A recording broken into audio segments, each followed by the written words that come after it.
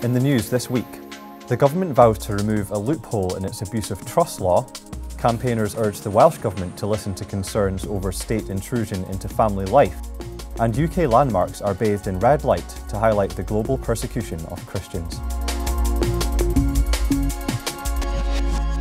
Hello. The government has announced that it will extend the abuse of trust law to include sports coaches in a move long called for by the Christian Institute.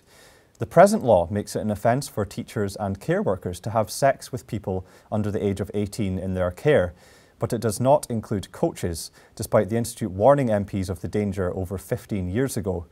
The recent sex scandal in football had led to renewed calls for the law to be tightened. The Institute's director, Colin Hart, described the move as a positive step. Since the year 2000, we have been calling for an abuse of trust law that covers sports coaches. And even last year we wrote to the government urging them to act to do this because of all of the scandals really now making it beyond doubt that there is a particular problem in this area. And so we're delighted that the government has decided to extend the abuse of trust law from professions such as teachers and social workers now to include sports coaches. That's a great step that will really protect young people. And we think that the government could even extend it and strengthen the law further. So we're very delighted, but yet there's more work to do. Campaigners have slammed the Welsh Children's Minister for throwing his support behind plans to criminalise parents who smack. The Welsh Government is still to consult on banning reasonable chastisement, but Irranca-Davies has already branded it unacceptable. Spokesman for the Be Reasonable campaign, Laurie Turner, said there is nothing progressive about pushing on with punitive legislation that we know will criminalise ordinary parents. The Children's Minister for Wales has made it very clear what his opinion is about the smacking ban, but we know that the vast majority of Welsh adults don't agree with him. Most Welsh adults are not in favour of a smacking ban and feel that the law as it stands at the moment is sufficient.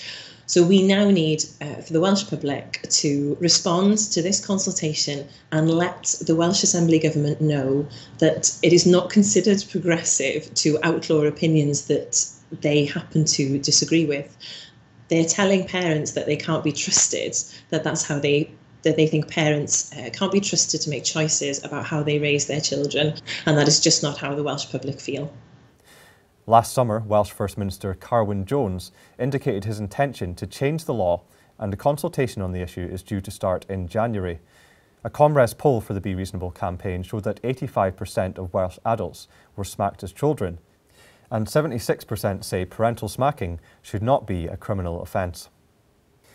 Critics have raised the alarm after a High Court judge only handed down a 9-month suspended sentence to a man who killed his father with a lethal combination of morphine and insulin.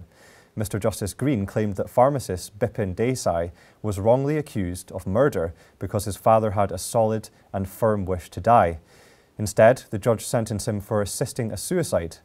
The law in England, Wales and Northern Ireland states that any person who intentionally encourages or assists the suicide or attempted suicide of another person can be sent to prison for a maximum of 14 years. Speaking to the Christian Institute, Dr. Anthony McCarthy of the Society for the Protection of Unborn Children said it was a shocking decision by the judge.